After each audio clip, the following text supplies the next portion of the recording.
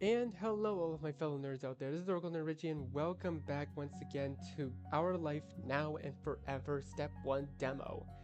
So last time we covered the walks moment, and this time we're gonna be going over the next moment, wheels. Let's do this. Step 1, wheels.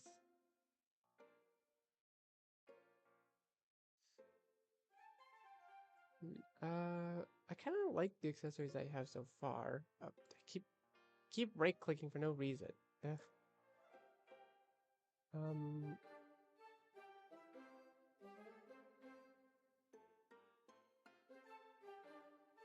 yeah, why not have some?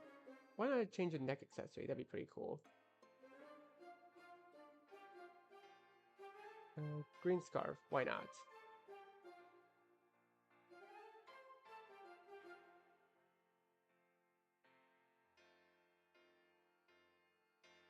All right, I think that's good. It was another cloudy Saturday in Golden Grove when three kids reconvened in the middle of their cul-de-sac. The moment had come to fulfill the promise you'd made to go riding around the park together. Baxter and Darren were gonna meet you partway there. Chu said so said so as soon as he showed up. And this time you told your mom before leaving the house that you were going to be out of the neighborhood. She said to have fun and thanked you for always keeping her up to date on your busy schedule. Chu narrowed his eyes. It intensified the spark inside of them like a magnifying glass directing a laser beam of sunlight. The bridge in the forest was the most amazing to Tamarack, but this was Chu's special thing. Go get our wheels. The three of you then split off to your own houses along the curve of the cul-de-sac, each kid disappearing around the corner and through the forest and through the front door. You got your scooter and made it to the meeting spot without any problems. Tamarack and Chu weren't there. You were gonna have to wait. Standing there with a hand on the handlebar and nothing else to do, you glanced over your ride. On, on a keep right clicking. Ugh. I have way too much of a trigger finger when it comes to right clicking. I don't know why. Ugh. Told you a copy. This scooter was super cool. Yeah.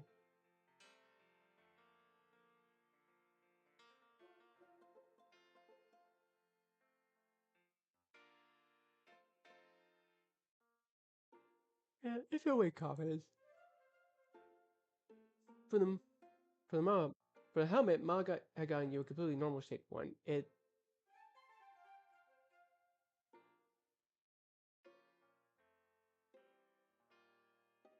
go with camo pattern. Camo seems good. I keep right clicking. Ugh. I need to train my brain to stop right clicking involuntarily. It feels so awkward. It was only a few minutes until the three of you were together again on the road, each with your wheels of choice. Ah. Chu rolled forward to be between you and Tamarack, and to be the very center of the attention. His bike was his pride and joy. He bragged about it basically as soon as you knew him, and finally the day had come where he was able to show it off. It was it was exactly as Chu always described, black with silver splatters. The bike was polished with a reflective gleam that made the nicks and scratches it did have stand out. He used he used his wheels a lot, even though he'd taken care of it. Chu launched into a dynamic spiel about the qualities of the bike, listing off one feature after another. His ride had great treads and a lot of different gears and amazing suspension. Was he trying to ride it or sell it? You snickered, but you could tell it wasn't just talk. It did look bigger and sturdier than typical kid's style.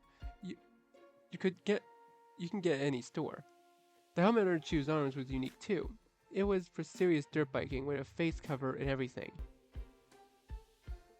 When Chu's explanation eventually ended, Tamarack chimed in to give her ride an introduction of its own. Hers was a whole lot shorter. Mine's really pretty, huh? She drummed her fingers against the handlebars. Chu's bike was so incredible it must have been forged from the most powerful materials. You know, a Tamarack scooter looked like it came from Candyland. The main part was a pastel pink with purple, squishy handles, and purple not squishy wheels. There wasn't even a hint of dullness or a scruff anywhere. It would have looked brand new, except it was covered in tons of stickers. From top to bottom, rainbows and cutesy animals and sparkly holographic hearts were pasted next to the skulls, fire, and danger signs that might have glowed in the dark. You had a hard time thinking she protected her scooter more than Chu cherished his bike. It was possible covering it in stickers was the only thing she ever used it for. Tamarack's helmet didn't even have stickers. Maybe she decided it was cool enough already. The extra round shape had stripes in different colors, and oh yeah, huge rows of spikes. If you counted those, she might also be as tall as Chu for once. And thinking of Chu, he shivered at Tamarack's decked out scooter. He tried to talk in his normal voice. It wouldn't be very polite to voice how horrified he obviously was, but Chu couldn't hide it. You're never gonna be able to scrape that off. I don't want to lose the stickers, they make it better. But they're gonna get old and fade and tear. Then what? I'll add more. Tamarack had an answer to every question. But then... Chu closed his mouth. He might have thought the same thing you did. Never mind.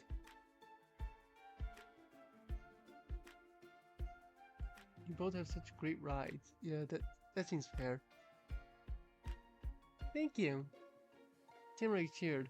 All that was missing was a horn she could have honked to punctuate her excitement. If it would have fit perfectly. But that was more of a bike thing. You get it. My bike is the best. Chu's words came out extra eager. He'd been waiting for the praise to come in. That was when the attention went to what you'd brought. Tamarack and Chu silently scrutinized your scooter. They were gonna like it. You were sure. How could anyone not? We're the same.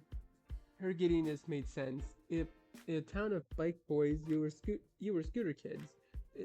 That was pretty special. Yours is so neat. Chu gave his own seal of approval. He'd reached acceptance on the no bike agenda of the rest of his neighbors. Those will do you good enough. Then Chu refocused on being in charge of the trip. Okay, no more messing around. Let's suit up. The trio of the cul-de-sac kids strapped on helmets. Oh, so cute! They're so cute with their little helmets. Oh my god, look at Tamarack. She's adorable. When Chu got his bulky helmet on, he gave the thing a smack on the side of his own head. He had to make sure that it still worked, you guessed. Tamarack tugged the tight chin strap so it practically fused to her face. It would not be budging no matter what happened. She's so adorable, look at her. Aww.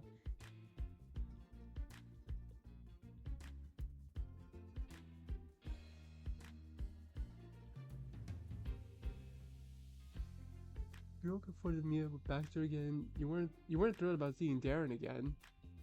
That's not true. You were ready.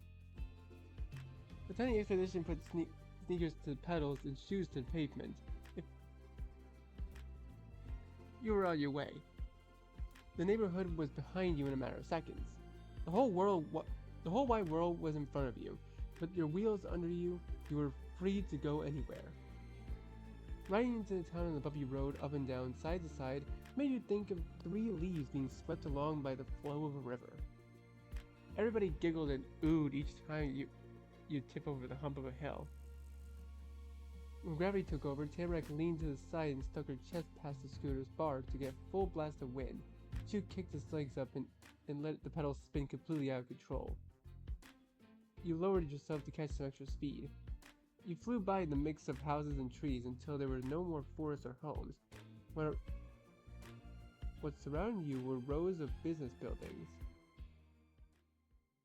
The massive arch declaring this place as Golden Grove acted as a finish line for that leg of the journey. Everybody dismounted but left helmets on. This wouldn't take long, according to Chu. Even so, he announced it'd be best to wait somewhere else. The three of you moved to get out of the street. Bikes and scooters and things like that could take someone far, but cars were the unchallenged rulers of the road. It took your feet a second to feel normal walking around on solid ground again. They they were still tingly from the vibration of the ride there. But everyone safely got themselves and their wheels onto the sidewalk. You'd eventually arrived at the first milestone. The treasure chest shop was right down the sidewalk on the corner store. You still remember stocking up for supplies, rock, paper, scissors, and the trip to the special place in the forest. But you had other destinations ahead that day. You remained huddled near the front of the barber shop, waiting. Anytime some random person came by, it was a challenge to let them pass. Your rides took a whole lot of space.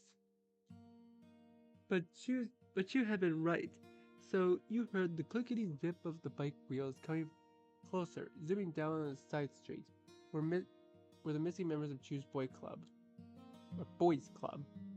Baxter's bike was blinding bright white on the body. The chains, wheels, and other mechanical stuff were black. He casually leaned back so that the one arm he used to hold onto the bike could stretch out fully. Darren's ride was an electric blue with orangey yellowy reflectors strapped onto the front and back. He lifted himself off the seat and stretched out over the handlebars.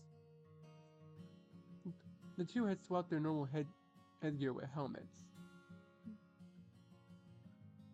And the older boys looked kind of different in other ways, too. Baxter had always worn a sweater whenever you seen him. He chose to go without it for a bike ride. You weren't sure why.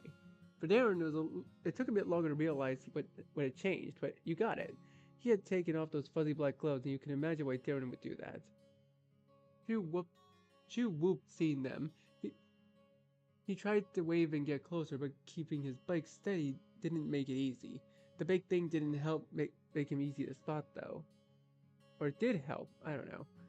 Darren and Baxter came to a screeching stop in front of you before going over a curb and knocking your group over like bowling pins. Hey, hello. The whole set of them were decked out with smiles.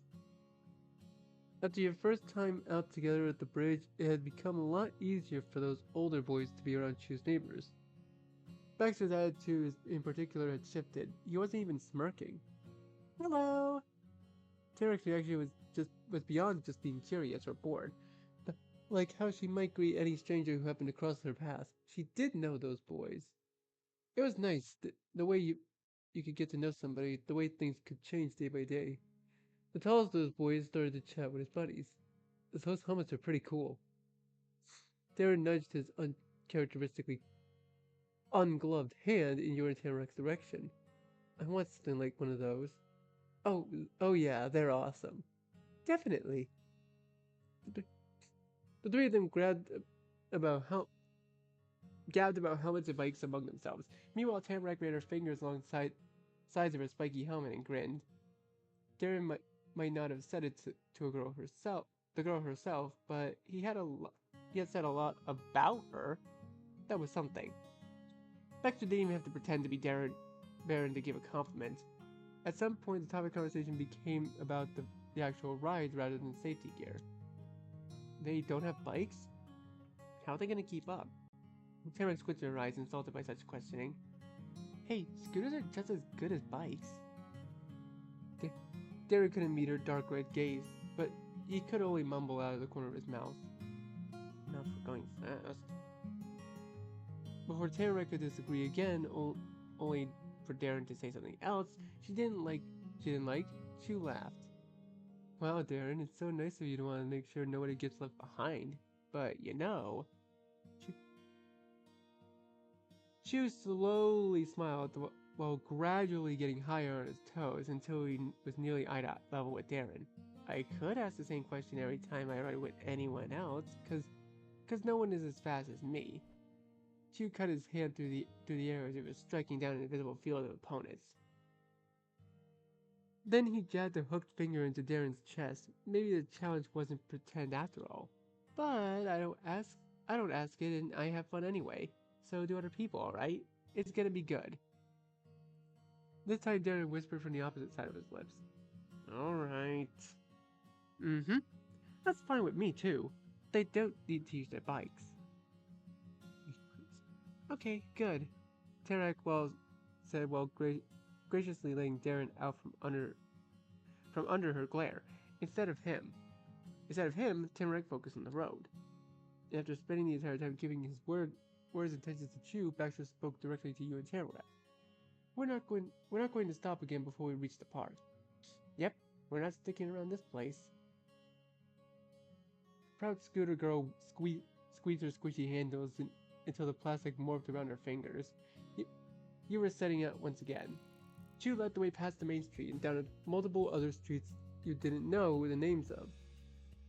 The boys' club took every sudden turn and bend as easily as they could go in a circle, though they never left you and Tamarack behind. In fact, Tamarack stayed close to them as possible, forcing blind determination to match their knowledge of where exactly they were going. And eventually the sky opened up in front of you, and the buildings that blocked it out were pushed aside to make room for a forest living directly inside Golden Grove. If Main Street was the heart of town, then this was the soul. You shot straight through the entrance. The path was wide enough for 5 rides to spread out from a cluster to a row. Orange, red, and yellow fallen leaves covered the ground. They scattered in a whirlwind from the wheels that rushed over them like a cloud of monarch butterflies had taken to the skies. The wind whipping past your ears carried a shout of exhilaration from Chew. Tarak's scooter vibrated going over whatever the roads were made of there. It was buzzing.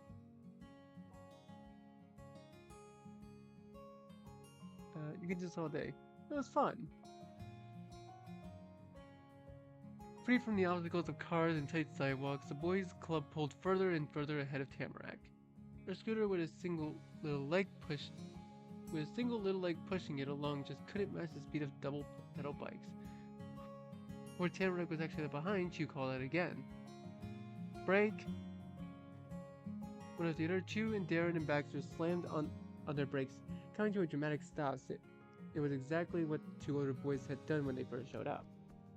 Tamarack jumped right off her scooter, she clutched the handles and ran alongside it until she had gotten to theater halt. We're here! It's the park! You were the last to stop moving, doing it most slowly and carefully. Everybody climbed off their stuff.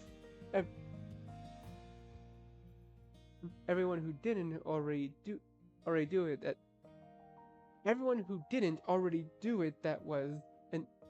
and then regrouped into an almost circle. Chew's boys were at his sides, and they faced you and Tamarack. The club leader kept his bike upright with one arm and had the other free so it could move all around as he spoke. This is it. Welcome to Golden Grove Park. And that's the name. It isn't called anything else. There aren't other parks around, so... Chew flicked a hand casually. You get the point, is what he was signaling without words.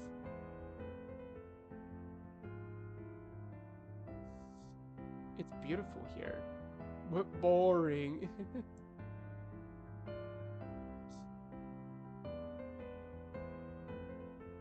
This is pretty nice. I like it. But the normal forest is still best. And the special thing is the most special. Tamarack added the last part decisively.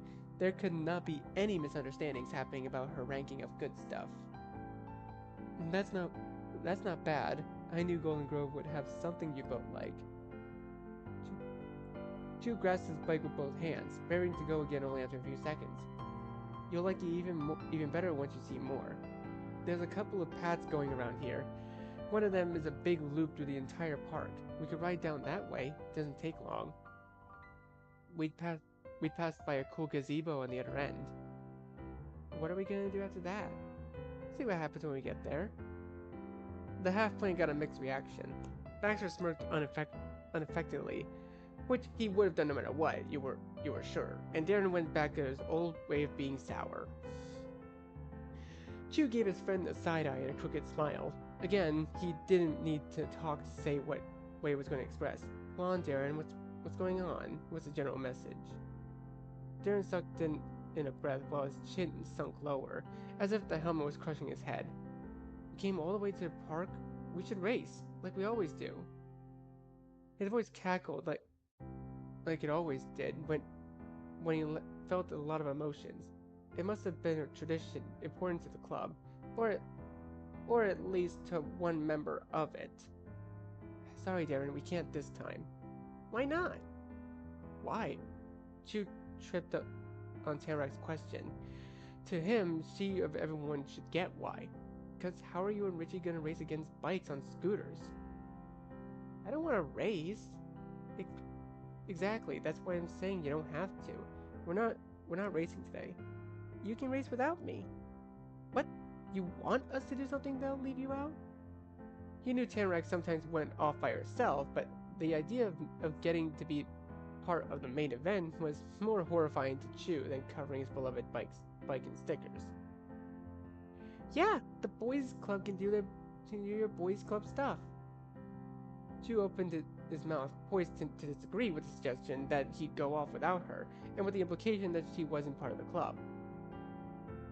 But Tamarack was more forceful with her thoughts than Chu. She kept going.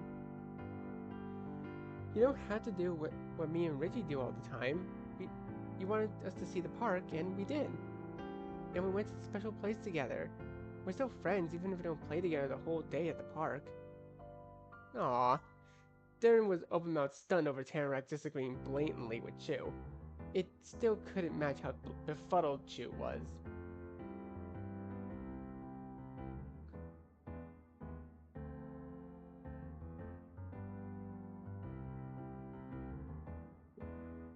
I think it'd be fun to stay together.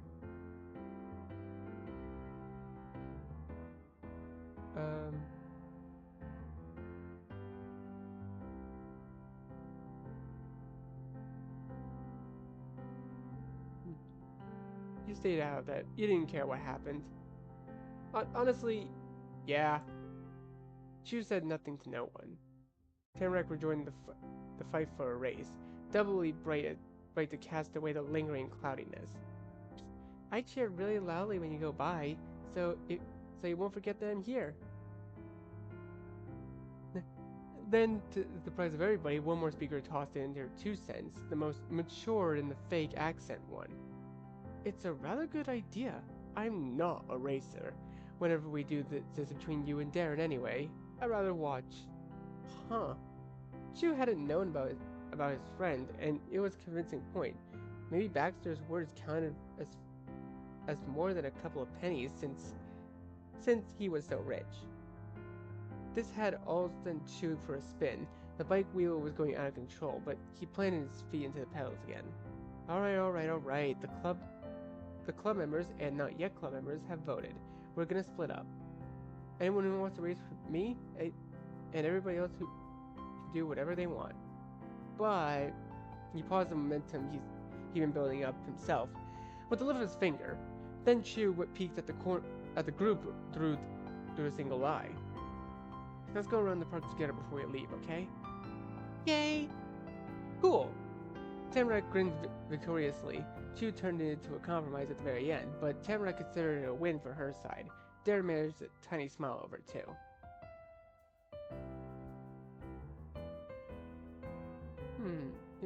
This game really wants me to race against Chu, doesn't it?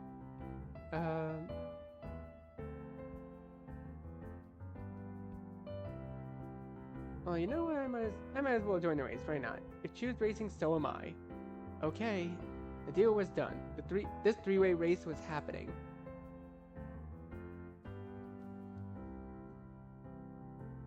It was easy. It was as easy as walking. Yeah. Chu's smile was less certain than normal. He remained unconvinced that a scooter versus bikes was gonna go well, but you were doing this anyway.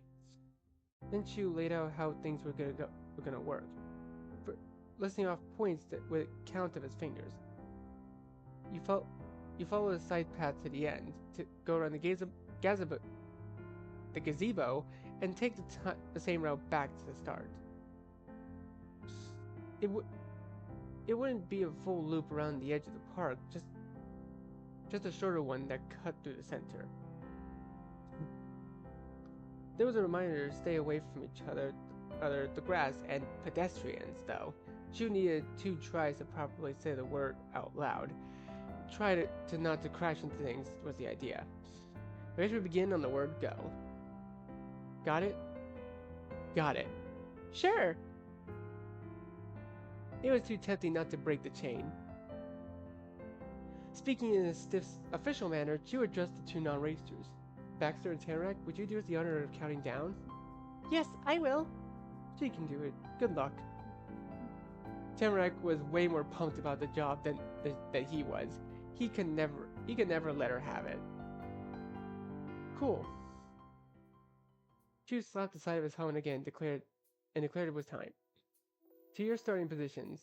Yeah, I'm so ready. The competitive spirit possessed Darren for a second, and he cheered wholeheartedly. But it left soon. Darren was a little embarrassed by the declaration. The competitors lined up side by side. Chu and Darren climbed up to their bikes while you placed a foot on a sole scooter in the running. Tamarack stood close by and slid her scarf up from her neck, gripping it tight. 1, 2, 3! A moment of pure silence. Even Tamarack could show some patience for a dramatic effect. Oh! She flung the cloth in the air like a flag, and the race began with a whir of spinning wheels and scattering of autumn leaves. The 3 of you were off in a blink. The perfect row you started, it held steady. The perfect row you started in, it held steady, at first anyway. Chu pulled ahead of both of you. You kept your eyes squinted and trained in the current leader. Oh, this is so cool. He wasn't messing around.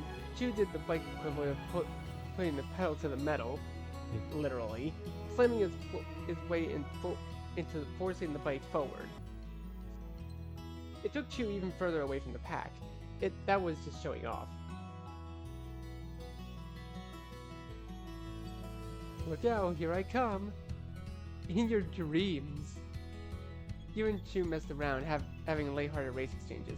Darren kept completely out of it. He wasn't wasting any breath. The end of the path approached rapidly. This was not an endurance race. It was about a burst of pure speed. Cool wind whipped across your skin. Hot blood pumped through your body. It was exhilarating. Your mom liked that word, and this had to be the feeling she was trying to explain. To turn around, the gazebos split the racers apart more clearly than before. First Chu, then Darren, and lastly you. You might have been in the race, but you were not in the race. Those 2 boys were crazy about biking and racing, and had energy forever, you guessed. You couldn't keep up with that. Chu kicked it up a notch, taking a massive lead no one could close. Despite that, Darren refused to quit and left you in the dust. Alright then, you pushed harder using every bit of strength in your legs. This wasn't going to be easy, but you kept trying. You wouldn't give up. Honestly, I probably would have been too worn out. Alright then, you pushed harder using every bit of your strength in your legs. Eventually, you reached the point of the path where Tamarack and Baxter chose to hang out. He's here! Over the roar of the wind, Tamarack's cheers could still be heard. She flailed the extra long end of her sweater sleeves. Tamarack kept her promise. Nobody could forget she was still there. Go, Richie! Baxter gave a respectful applause to the last place rider. Then those 2 were gone. You had a clear view of the finish line ahead. It was so open because no one else was in the path anymore. Chu and Darren had already reached the end and moved aside for you. Like Tamarack and Baxter before, they were encouraging you forward. Your legs burned, your sweaty fingers shook from clasping too tight for too long. You might have been the slowest, but you would still go as fast as you could. Honestly, I'm gonna be completely honest. I know it may not sound realistic, but like I would actually probably beat their bikes on foot. Like I wasn't really fast on my feet when I was a kid. Like I could run really fast. At least that's what I believed at first. But like the old saying goes though, so one day you just wake up and you find out you can't do certain things anymore, and that's like a very sad truth. The end got nearer until you arrived at the entrance park, of the park, dead last. It was over. Chu stamped the sole of his red left sneaker to the ground and removed the heavy helmet. He was held high, basking in glory of victory. Afternoon sunshine glinted off his stealth bike in the spotlight. The winner of the race got off his bike completely before moving to face you.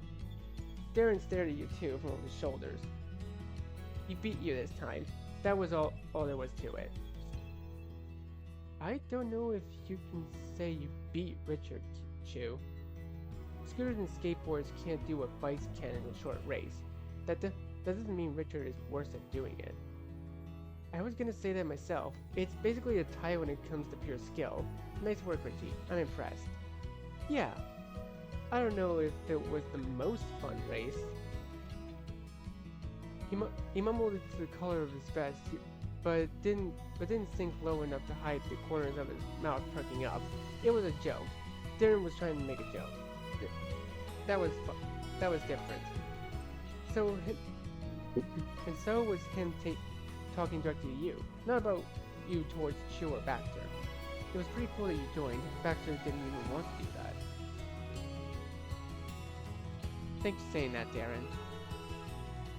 Darren clammed up. That was enough conversation for him, at least with you. Chu dropped in like a lifeline, rescuing you and Darren from the awkward silence. The words weren't empty filler, though. His enthusiasm was real. You said it, Darren. There's no challenge too tough for you, is there, Richie? I can barely keep up. Bikes are probably the only thing I'm ahead on. Spending that afternoon together, having a race against him, it made you think. He was so incredible. You made your friend like. It was so incredible you made a friend like him. Yeah.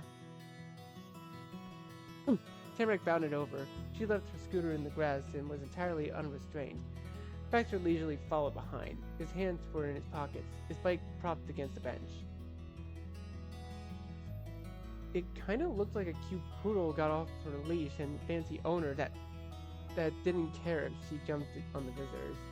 That was amazing! You were amazing, Richie. Of course she'd say something like that, even though you got last. Tamarack was nice after all. This didn't end in disaster. Chu innocently hooked an arm around Darren. Of course it didn't. What did you expect? With its rider's attention elsewhere, Chu's bike slowly began to lean. Baxter silently pointed a finger at it. Chu led to stop it from falling over completely. The panic transferred through Chu directly into Darren. He secretly reached past Chu to try grabbing it to prepare his vehicle too, but that just caused his own bike to start slipping. Ah! The two broke apart to hug to rescue their bikes in the nick of time. Hugh and Darren sighed in relief, while Baxter chuckled fondly at his friends. Something like that was probably about to be what he expected. It was time to fulfill your second promise of the day, to go for a ride all together. The group decided to make a full loop around the park. You're happy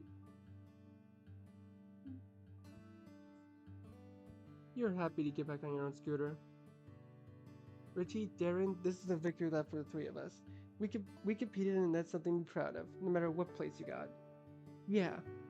Tamarack and Baxter made eye contact with each other. Chu was one thing, but Darren agreeing with such a friendly take on it, they could only imagine what they missed. Tamarack simply coasted on her scooter, not fighting to be in the front for a change. Chu pedaled along at a slow pace, let his arms hang down completely. You stayed at the same place as the crowd, letting your wheels carry you more than anything. Hey, what was the prize for winning the race? Nothing. Baxter shook his head with a smirk. Clearly things had become a bit too peaceful for his liking. It's not a real race without a prize. Richard should have to cheer for Chu. For Chu. Translate that 5 times fast. Darren darted a glance at you in shock from Baxter's taunt. What's a Chef Fear? A person who drives others around as a job. Makes sense, right?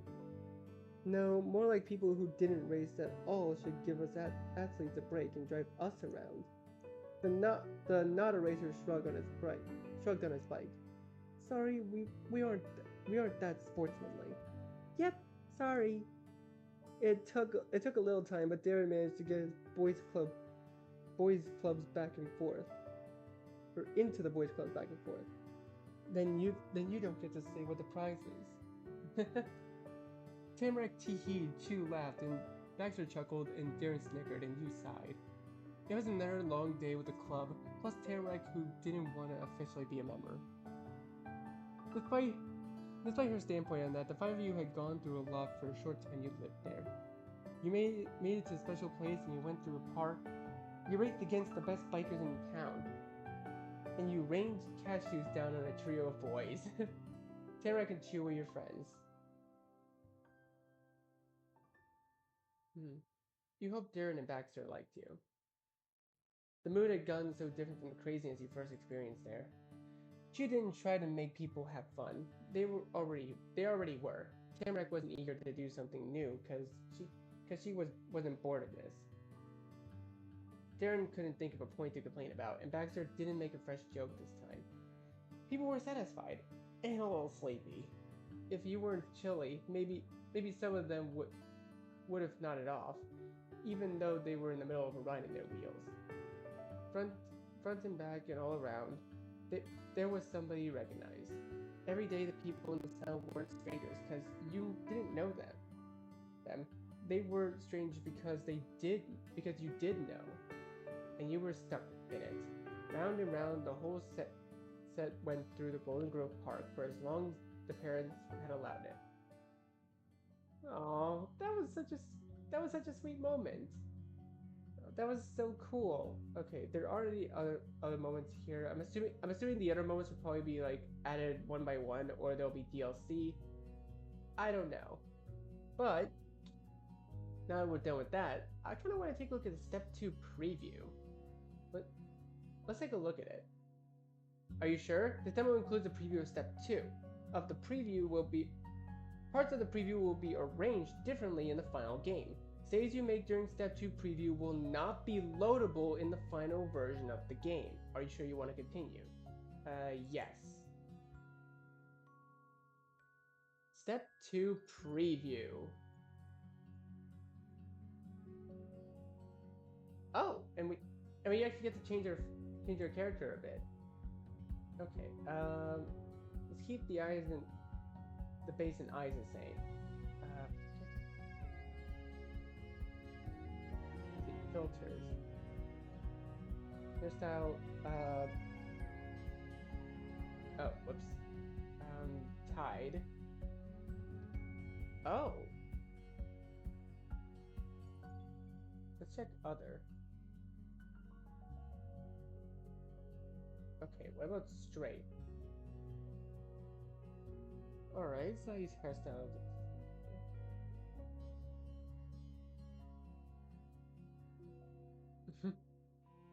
Okay, wait. Okay, back hair.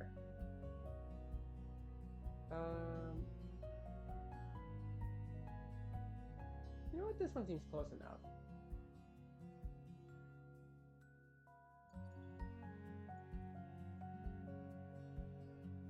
Yeah.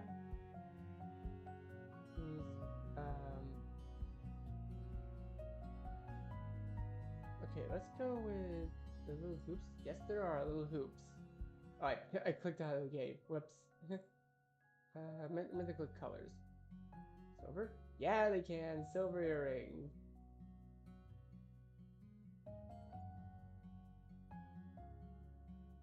Okay, extras.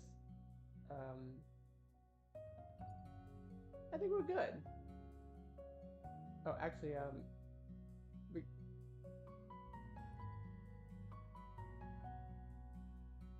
kind of want to trade the flower crown for a hat, but yeah, you know what? Let's keep it like this.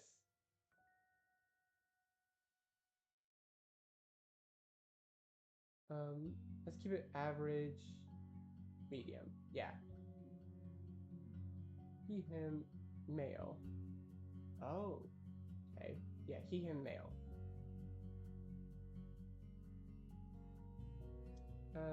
So masculine leaning this time.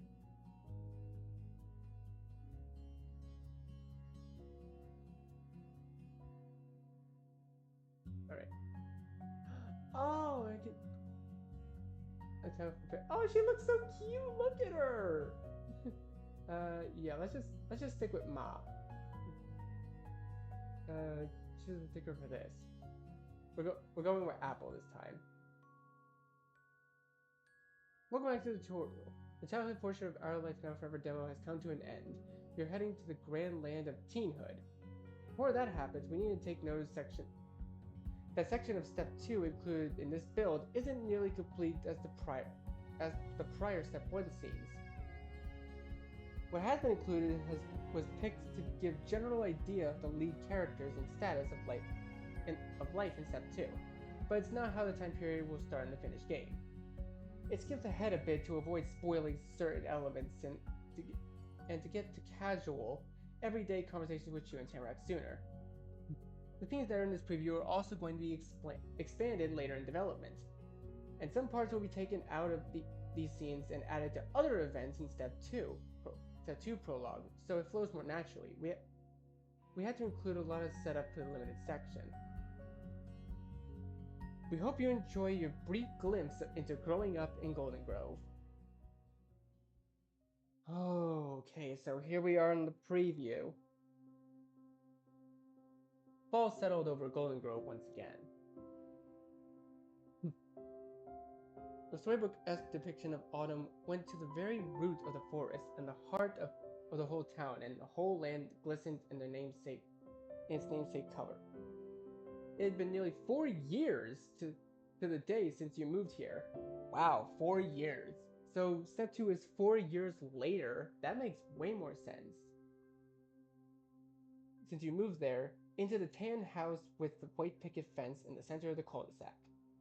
The trees grew taller and thicker, and Ma got a chair for the porch. The mailbox had to be replaced after an incident.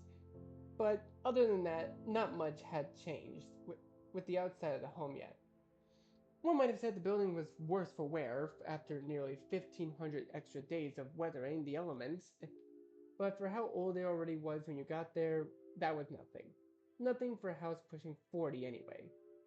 4 years of your life was closing in on a third of your existence. In that first third, you could scarcely remember, since you were a baby and then a toddler for most of it. So it worked out that nearly half of the memories you'd made and kept were from right here, in this house, in this neighborhood, in this town. You lived in this one place longer than anywhere. Oh, look at, yeah, we got a little apple for the icon. It's so cute. Damn, it was awesome. It was simply normal. Nothing more, nothing less. It was hell on earth. You absolutely loved it. This was the perfect area to be in. No complaints, no changes needed. Golden Grove just needed to keep doing what it was doing and life would be swell. You realized it even had at 10 years old, that feeling had settled over you like a comfy blanket since the first fall. This place was home. You'd been down each path and road, seen every bush and tree, entered all the publicly accessible buildings hundreds of times. There was something indescribably precious about that. It couldn't be replicated. Though that didn't mean the world was static. There were shifts that rippled out and impacted your experience, but each one felt natural. The transition of seasons brought about entirely different atmosphere. There were sights and sounds and feelings that could only happen during a few months before they were gone for a year. Other familiarities were lost to time for good, never to come back, but instead for their absence to eventually become old in their own right.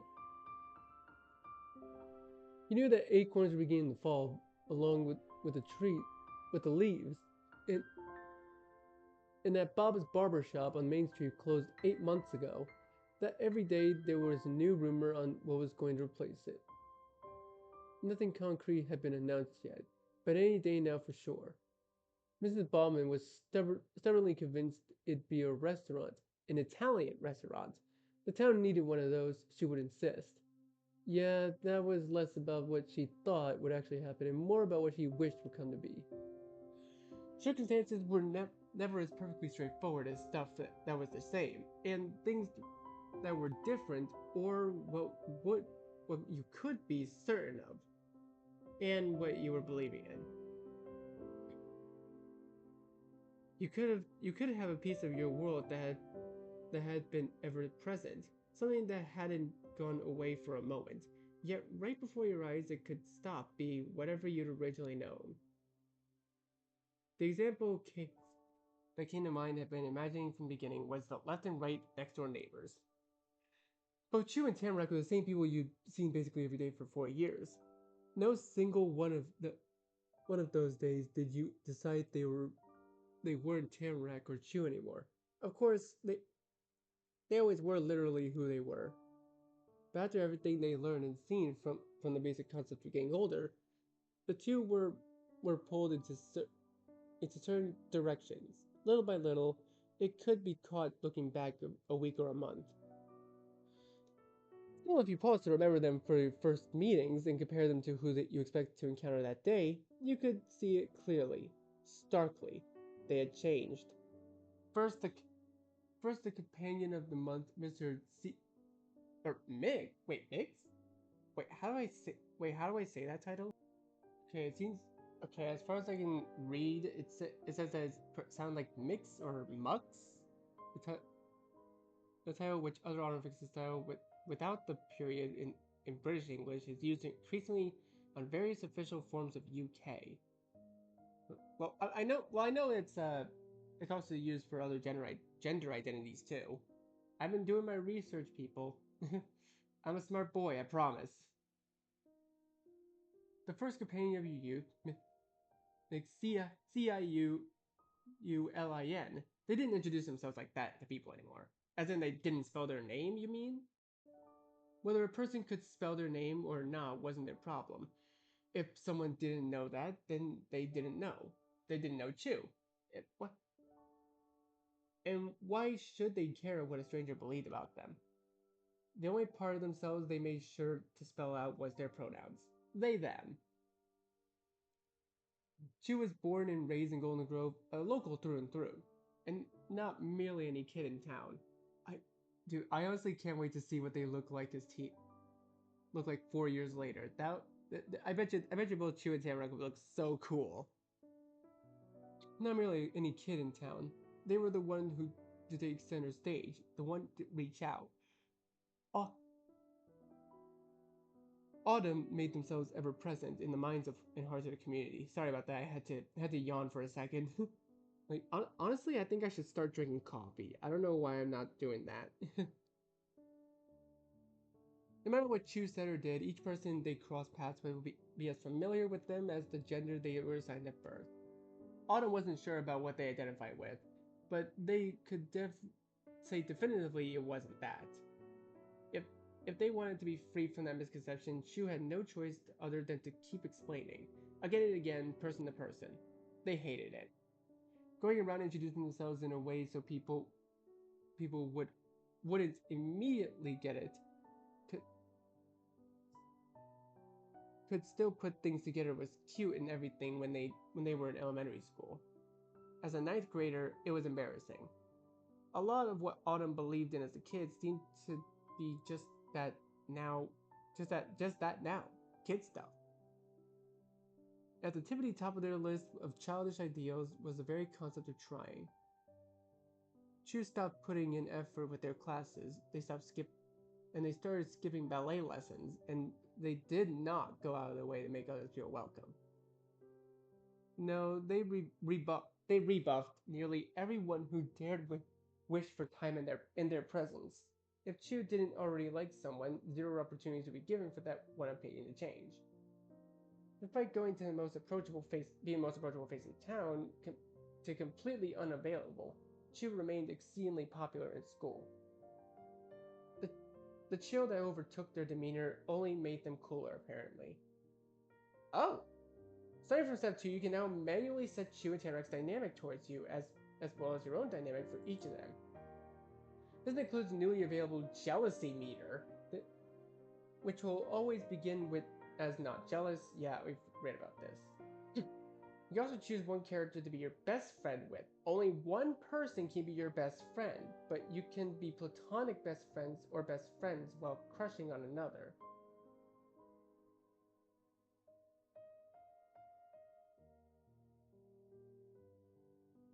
Being best friends with one character signals you have a closer relationship to them than the other. That doesn't mean you can't be friends with or crushing on the other character, though. You can change best friends over the years, or even have no best friends at all. It's up to you. Ooh, okay, so only one of them can be my best friend? Yeah, let's just. Oh, look at Chu's icon. It's so cute. Look at them. Oh wait, did I get earrings? That's so cool. I think I'm gonna stick to friends with this one. Not jealous friends. Friends. So, okay, so you can have a crush. You can have a crush on both Tamarack and Chu, but you can only enter an official relationship with one of them. Okay. Yeah, I honestly would wait for the full game to come out, but I kind of want to see the preview. Neighbors, friends. Yeah, we're staying as friends. That seems cool.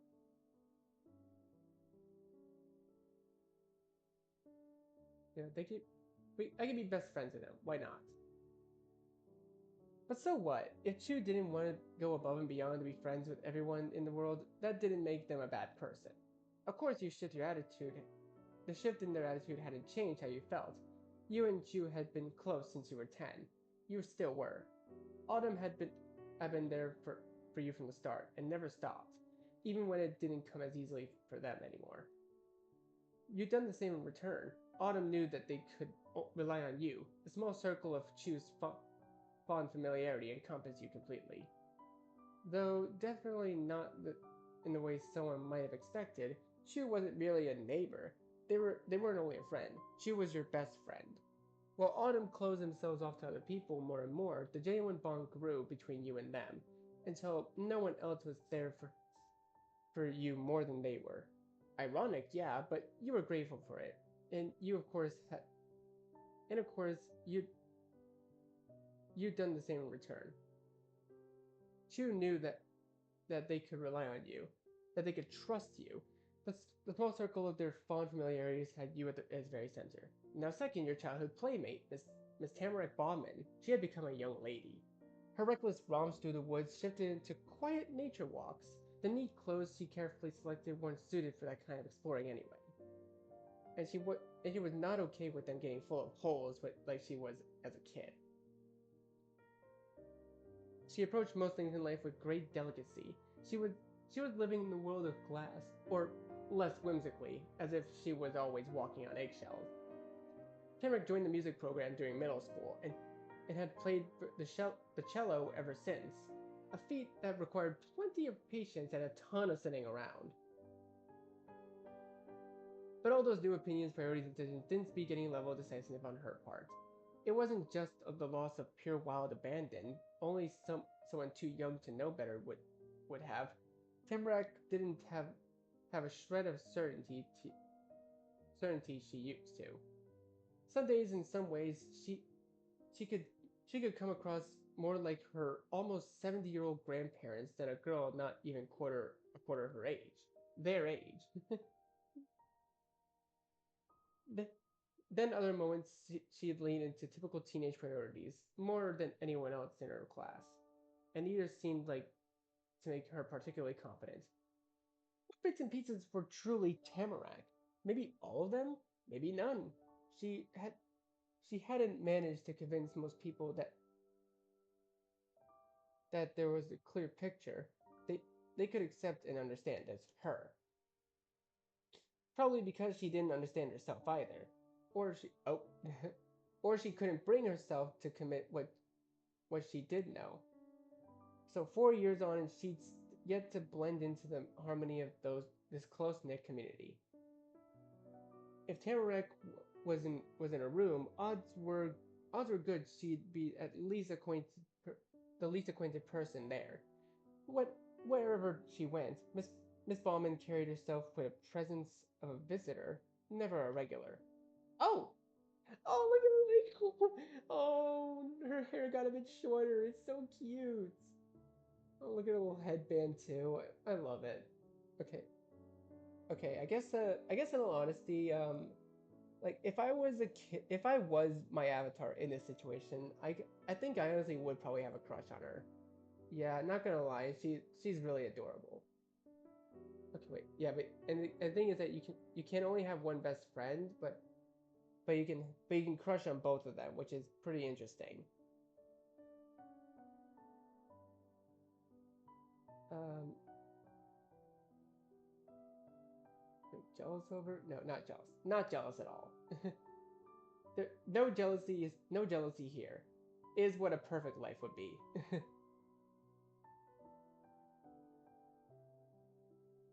Teamworking, praising, admiring, contesting, praising, accepting. I love, I love this. Oh yeah, I forgot. I can actually change her to me. We contest. Let's go with teamworking. Why not? Um, oh, I right clicked. And why not teasing? It'd be pretty funny. And accepting. Okay, done. Tamarack wasn't the same in so many ways. From how she used to be and between how she was day to day, you'd gone through changes too. And that meant there were certain differences in what you thought and felt as a kid and what you did then. Of course, you'd still be there for her. Tamarack was special to you, and that was the whole story. Tamarack was a precious pal.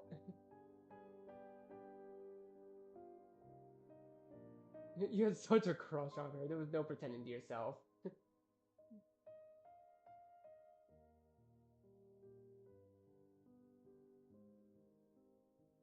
Yeah, let's just be blatant about it. That's why she was so special. You you were over the moon for the gal. And you were 100% sure that what she thought about you though. You weren't 100% sure what she thought about you though. Did she like you back? You can only imagine. The differences with your friends you were easier to grasp considering how you changed too. What made the differences with your friends even more noticeable was the fact that you hadn't changed one bit. You you were the same rule following, talkative, mellow guy you'd been since you arrived in Golden Grove. You still went by Richie among friends instead of Richard. Everyone still called you Richie instead of Richard. Yeah, yeah, that's me.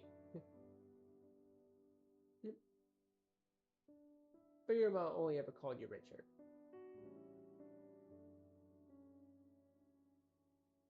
Oh, I keep right clicking. Chu Chu always called you Richie. Tamarack always called you Richie. Anyways, that was that was the sinking that was sinking further into your psyche than you should be going. You decided while shaking yourself out of your daze. You kind of had other things to be focused on at the moment. It was early it was early morning on school day. You'd finished getting changed in your room and stepped quietly down the stairs. Then you crossed the creaky board where the lighter floor panels switched to darker wood. You'd officially entered the front room. The place you lived in for sort of a third was sort of the third member of the Omak family. It had its own ways of being and long-time quirks, while still taking after the parent and brother it received. In the time you lived there, you had a few of your own nicks and scratches at the house. Some of your old furniture was replaced with brand new old furniture from the local antique store and thrift shop. The vase on the coffee table was from the former, and the lamp was found in the latter. Which lamp exactly? She said once you couldn't tell the difference between what was sold in those places.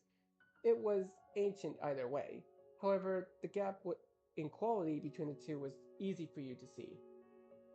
You were alone there in the living room and the entire house. Ma had left for work not long before then, and right after you'd eaten breakfast. She had she had a longer commute than you, and you didn't need your ma to be late in order to see you off to school. Though she would have been tardy if you had wanted her there. Thinking of her, you felt you were lucky. You were lucky having a parent like Ma. You loved her. You and her were still the OMAC duo, taking life on as a team. In fact, you had only gotten truer. That had only gotten truer as time went by. Since you had gotten old enough to be more of an actual help to her, it was cool. And naturally, before Ma walked out the door, she had forgotten to give her annual reminder. There's only one first day per year. Enjoy it. You giggled over Ma's typical Ma-ness. Ma-ness. That's a new one for me. While fully letting out the little fact of reality sink in. It wasn't any normal day of school. It was your first day. It wasn't a normal start of the new year either. This was ninth grade. You were a high school freshman. Oh, dude, thinking back at my freshman years. Oh, it's making me feel so freaking old. I feel so old. Ma impressed upon you what an accomplishment it was. If the learning system was a triathlon, you were out of the water, off a bike, and lining up to begin the race. Your mom wasn't especially sporty herself, so she offered as an alternative that if this was a movie or book, the third act would be just beginning. That was the best part. For as much as Ma hyped it up, your transition into the highest level of public schools wasn't as immense as it was for 14-year-olds. You've been attending Riverview Peak since sixth grade. Oh, since grade 6, already with its gold and black and navy official colors and beloved freshwater otter mascot. The district of Golden Grove was small enough that middle school and high school shared a building. That was a relief.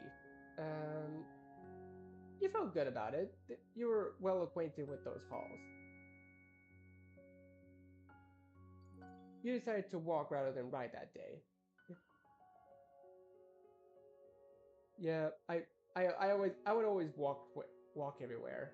It makes sense. Yeah. Your mind wandered as you fit your headband on your head. The plan was to head to your school on your own, and you stick to it. Well, of course I would leave at the same time as Chu and Tamarack. Why wouldn't I? I want to see them. I want to see them so badly. I don't want to build suspense.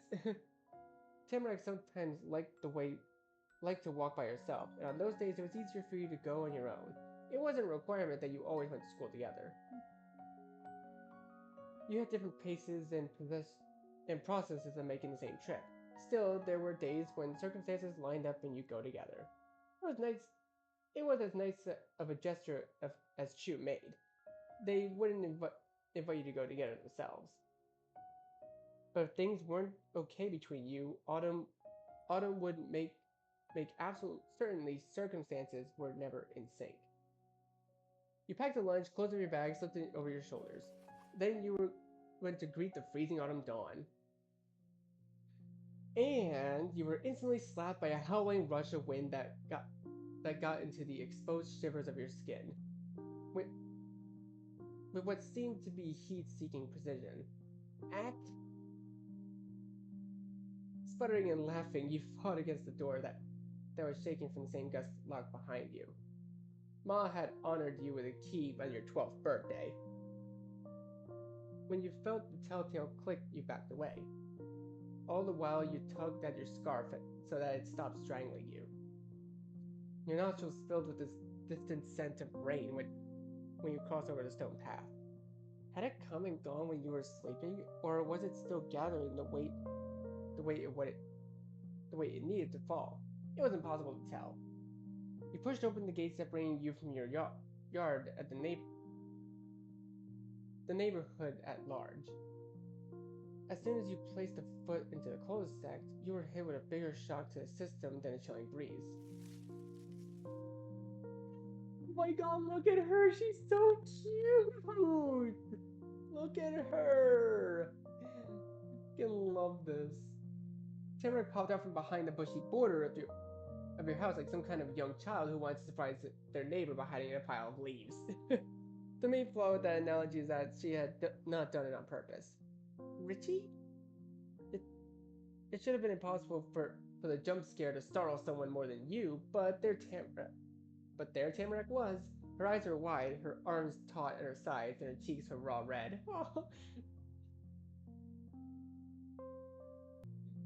She's so fucking cute. Look at her. Oh my god, I love this so much. I love the Outer Life series already. If Beginning and Always was like a magnum opus, this is probably the best sequel ever. Or technically prequel again because Baxter's a kid in this one.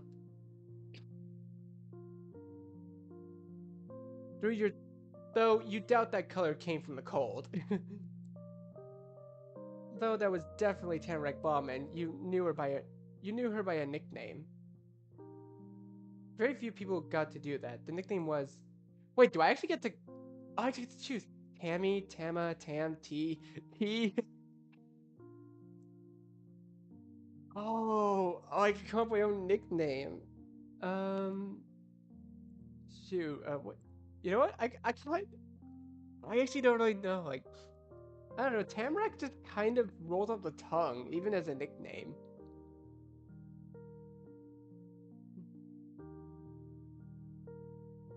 You know, I know Tammy is already one of the options. You know what?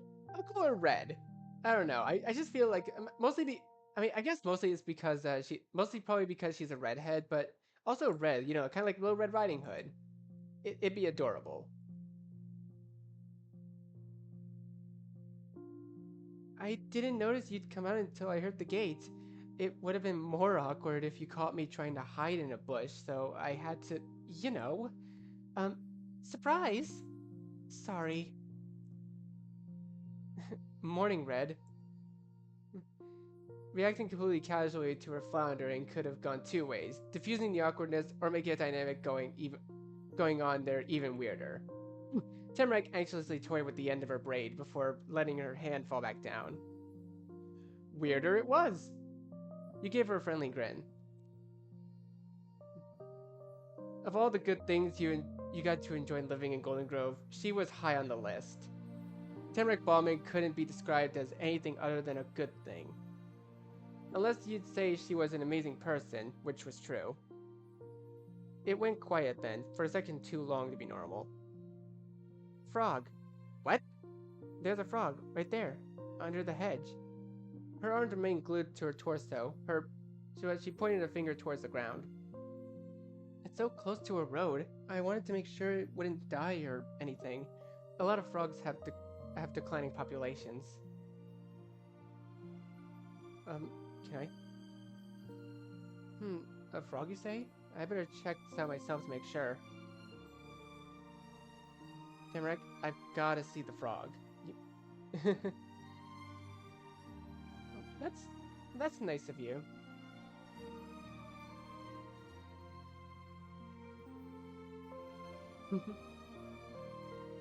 Thanks. A steady exhale left Tamarack's mouth. She grasped at regaining some kind of composure. The even breathing lasted just long enough for her to inhale one more time. Then Tamarack twisted her torso and headed in the opposite direction to check her back, switching between glancing over the left side and right in a cycle. She had to double check that she didn't get dirty. Oh, realizing how the compulsion might have looked, Tamarack stepped to defend herself to you. She hadn't needed to though. I wouldn't want to show up to class with something stuck on me or stain, you know. You look amazing. There's nothing there. Trust. It looks like you're dancing. You look amazing. What? You're the one who, you know. Don't worry about it. I just hope I'm average. You're way more than average. Thanks. Then. Oh, give me a choice, man.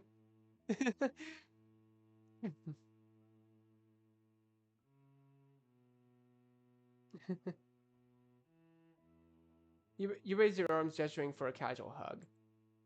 Oh, of course. You leaned in. She did the same. Your outstretched arms thread together into a cozy knot. Tamarack's hold was soft and sweet, just like her.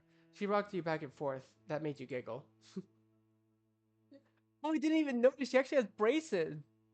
Oh, I didn't notice that. That's so cool. It's so adorable.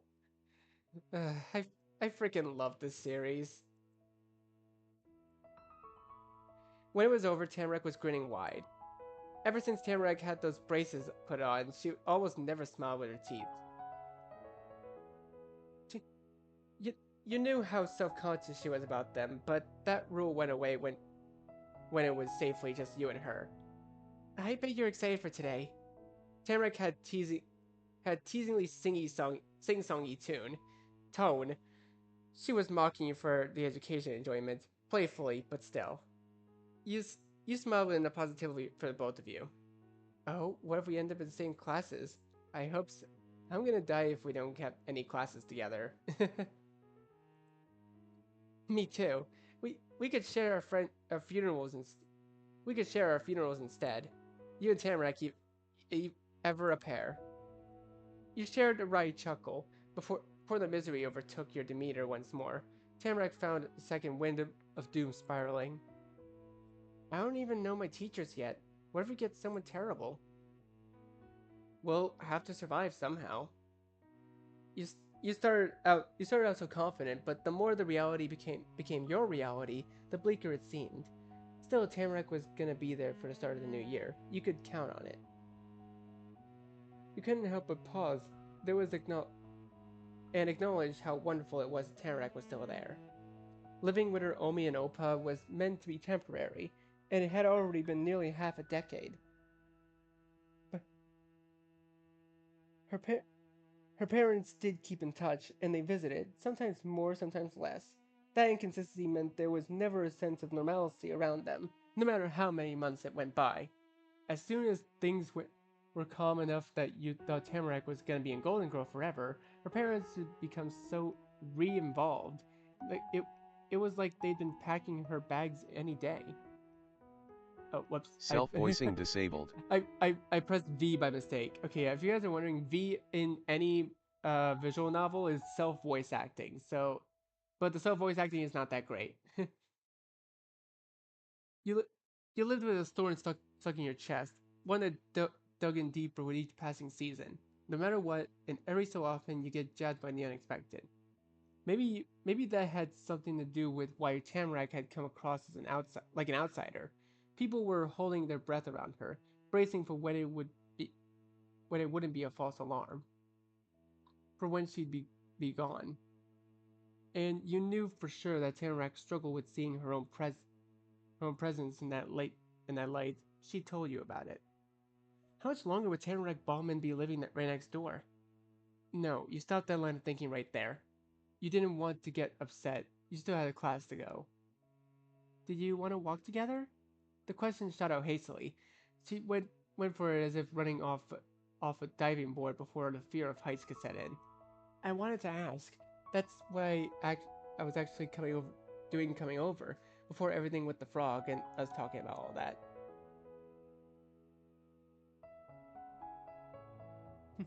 Sure, I like that. Great! Having you by your side was everything she needed to enter the lion's den that was high school. Except Tamarac's gaze began to wander, past you, past your house, and towards the building beyond it. Are you inviting Chu? They'd come if you were the one asking. Chu likes ya. It it'd be kind of like the old days. How crazy would it be the three of us went to school together again? I can't even remember the last time we did. But her voice fading into nothing, whatever she wanted to express never coming through. Tamarick was not interested in playing leader anymore, at least between you and her. She wanted to find options both of you can agree on. Oh, look how sad she is. Oh. When it came to her other neighbor, though, Tamarack flipped back and forth. Sometimes she didn't even want to try vocalizing her thoughts around them. Other days, she was extra stubborn in making her preferences perfectly known to Chu. That morning, it seemed she was going with the giving up before making an attempt strategy. Of course we gotta invite them. It's still a tradition. Yeah, okay, yeah. We're doing it. But we better hurry. I don't want to be late. Yeah. Chu wasn't gonna be springing out from the foliage anytime soon. But you did have an idea where they might be hiding. You and Tamara cut through the grassy aisle between your house and the Linds. It was the shortest path to where you needed to be.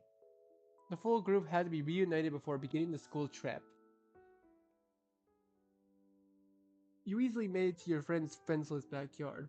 Chu's old hideout stood tall amongst the actual trees that backed it. It was creakier than it used to be, and you were more likely to wind up with a splinter by climbing it. But the fort hadn't been abandoned, though something around had been discarded. Laying carelessly in a pile of leaves underneath the tower, you could spot a black and yellow gym bag. A bandana was tied in a knot around the strap. At the top level of the structure lay the bag's owner, in as much of a heap. Chu was holed away in the child's play place. They could they could barely fit in. From the knee down, their legs hung lifelessly around the entry hole. Their dark gray jeans matching color sneakers made it look as if the sea of dark rain was pouring over the edge. So much for the hide part of Chu's hideout. Some people still called them Autumn. You didn't. Some people still call them Autumn, including you.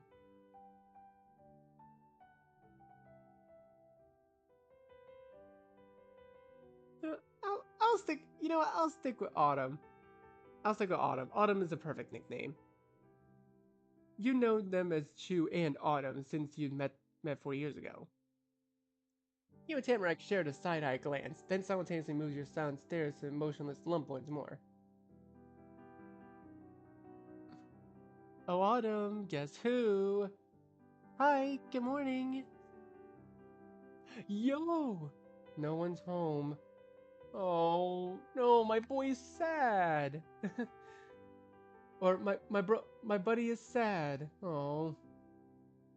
Tamarack settled her hands in her hips with a sigh. Rather than dissuaded, Chu's own stubbornness was feeding into hers. Yeah, that was basically what you were expecting. Clearly, Chu needed further convincing.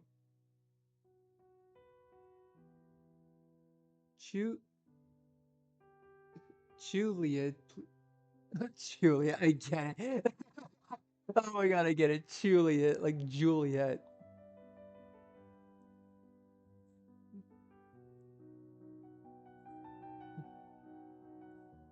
Juliet, please come down from your balcony. Chu's face lifted, and they were unable to stop themselves from laughing. But they instantly cut off the energy they expended to raise their head and dropped it down with a dull thud. Then a long and low grumble drifted off over the top of the tower. This wasn't gonna go their way, no matter what. Alright, you win.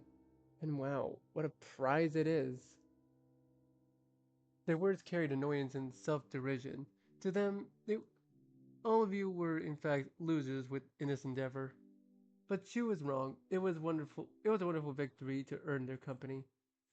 Except Chu didn't climb down like a normal person. No, they didn't. They didn't jump either. They just sort of slipped forward inch by inch till gravity took over and they plumped out, out in the doorless entryway. Autumn's feet hit the ground first. There was no attempt to catch the weight of their own body. Their knees bent, their torso curled, and they landed in a ball. A rim of their white fox fur hid their downturned face. Their hood was up. Notebook pages fluttered through the air. Chu's method of descent had carelessly dragged the papers down with them. They'd already been discarded across the floor of the fort. He looks so cool. Look at him. Or look at them, I should say. I should say them, actually, more often. I really like their design, though. It does look more gender neutral leaning now that I look at them. When each one came to a rest on the ground around them, Chu slowly unfurled. In the same motion, they tugged their hood off. They stood their perfect poise simply to show they could. Despite their usual flopping around, Chu was still a trained dancer. But you'd gotten your first clear look at their face a whole day. Having that aloof expression directed your way was another positive that you could point to about the place you lived in. Autumn was your favorite person. They lifted their hands vaguely toward the sky, closing their eyes. I am here.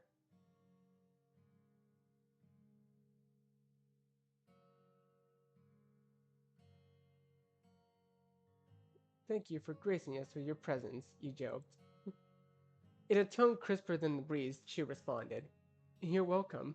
That's why you bothered coming. Chu dropped their hands to their sides again. They were only willing to put in the energy to cork their lips into a faint smirk. There was a brightness sparkling through their dark irises.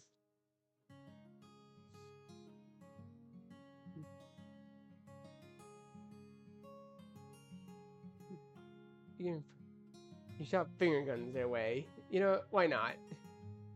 Chu slapped a hand in their chest, exaggeratedly playing dead. They yanked their palm off the plaid fabric and agonized over the invisible splatter of blood that it got a laugh from you. Tamarack chimed in with a strange noise. The poor girl had wound up for a bit, a third wheel in your wake of you and Chu's antics. Richie and I are going to school together. You can come too if you go now. Well, while she might have begun uneasily, Tamarack found her footing by the end. There was no doubt in her mind she would accept. She could even give an ultimatum. Though considering what happened a second ago, she had a solid base of evidence for her theory. Chu's typical blank stare met Tamarack's rare bold one. Leaning their way onto one foot, they popped a hip out to the side. It's not like I would have said no. Wow, Chu had their jokes. It was done. Tamarack could breathe a subtle sigh of relief. She acted tough because you were there. Having someone she trusted on her side was a confidence booster. But Chu was autumn air, frosty and untouchable. You had to brace yourself for it or build up a tolerance. And Tamarack was far more sensitive to the cold than she had been as a kid. So that was the status quo of things on Acorn Road, Oregon, USA. Distant uncertainty and tension. Tamarack Ballman and Chu Lin were the same age. They went to the same school, they lived on the same street, they had the same favorite season, fall. But they had different personalities, different interests, different priorities, different social circles. Well, besides you. The unspoken shift happened between them as Chu and Tamarack changed themselves. It was something only felt, only silently acknowledged in your mind. Chu and Tamarack weren't friends. It had been years since either of them called the other that. The only time they attempted to spend time together were odd occasions, like the first day of school, for example. You couldn't pretend it wasn't true, regardless of if it hadn't been said right to your face. The cul-de-sac kids, the first friend group you'd ever met in Golden Grove, had broken up. It was weird for sure, the way their entire friendship disappeared and nobody even talked about it. But life just kept going on all the time. There never was a specific moment when it made sense to say, hey, I noticed you're not buddies with our other neighbor anymore. Especially because you knew both of them well enough to understand why it was the way it was. Maybe one day you'd talk about the bond they used to have. And even if you didn't, they could never be strangers. All of you were always neighbors. If worse came to worse, they, they'd be there for one another. And for you too. Without another word, Chu trudged around the open support beams of the fort and fetched their stuff. They didn't so much as glance at the papers their mood was kicked about, and much less pause to pick them up. A familiar smell of earth tickled your nose when Chu dug their gym bag out from the pile of leaves, the scent of forest expeditions, treasure hunting, and hide and seek. Nothing related to today's plans. Chu simply slung the backpack across their back and then returned to the front. And again, the pages were ignored. As a kid, Chu earnestly never noticed when they lost something. As a teenager, that became a selective ignorance. That quirk was one more point of friction between the former friends. Gripping the strap of her bag, Tamarack took on the thankless task of pointing it out. She had already done the unusual by agreeing to walk with her to school. Maybe she thought she'd have more luck today. Chu? The papers? Mm-hmm, I dropped them. You've seen it before. You'll see it again. Yeah, but it looks like a lot was written in those. What if there's important reminders? You should keep them. Chu passed her by, physically dismissing her words. If the papers reminding me of something go away, then me remembering it wasn't meant to be. I realized I released myself from the burdens of fighting against fate. Be free, my children. They added while flipping backwards to flutter their fingers in front of Tamarack's face, and she turned her cheek to them with a serious side eye. More like be litter. Tamarack hissed. Yeah, now that I look at it, they do seem to not be friends in the slightest. Tamarack hissed.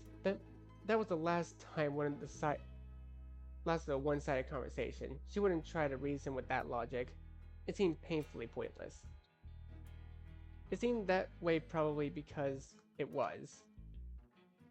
Chu wasn't going to be moved by any argument Tamarack made. You knew it. She knew it. Chu knew it. You all knew it. All of you out there probably know it. They concluded months ago that they spent enough of their life gathering lost pages already. Don't worry about it. I can get them. And so you went to the base of the fort. Slowly, with your back completely turned to Chu and Tamarack, you took the pages into your hands. Naturally, in times like those, you thought back to your first meeting with Chu. You helped them pick up pages then too.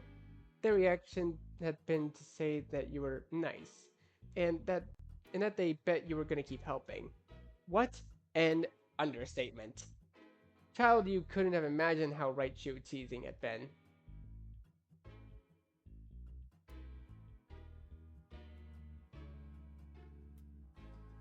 The pages were returned to their owner.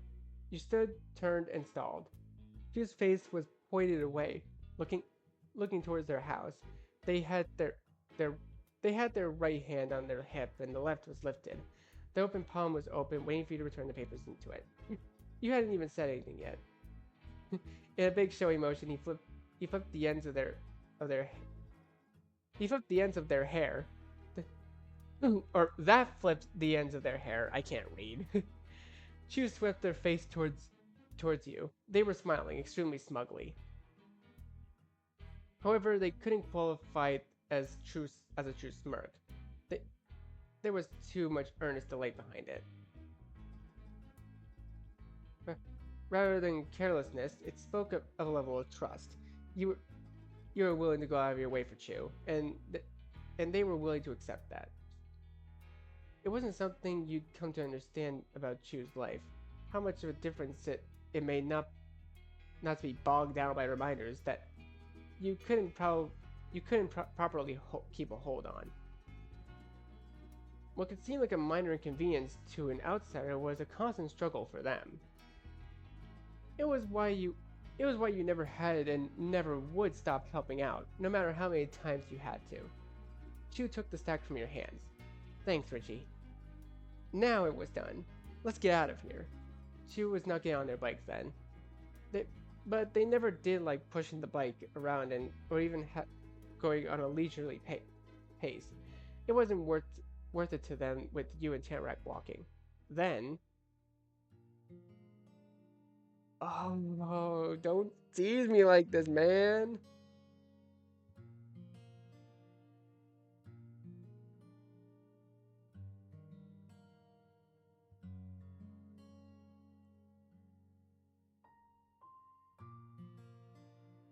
You took Tamarack and Autumn's hands in yours. You know what? I want both, okay? I know that we don't get that until Step 4 is released, but I want to be with them both. They're so cute! Huh? It was a bold choice, that was for sure. The shock and awe on your faces was made perfectly clear. Tamarack's warmth managed to come through even in the freezing weather. Chu's palm was icy, but they might have been out in the cold for a long time. Tamarack smiled awkwardly, though generously, at your affectionate attitude. Chu pursed their lips at being attached to Tamarack through you. You'd forced up the lingering discomfort between your neighbors. But you weren't willing to go forward differently. Both of them were important. And it wasn't only because of your own feelings. You couldn't believe Chu and Tamarack hated one another, or even that they wanted things to be as uneasy in the cul-de-sac as they were. If one of you could help bring together the others, it was up to that person to do it. You held tight to Tamarack's snug hand and Chu's chilling one. It was then that together you left the old neighborhood behind, for your first day of as high school was waiting on the horizon. Oh, that was so good!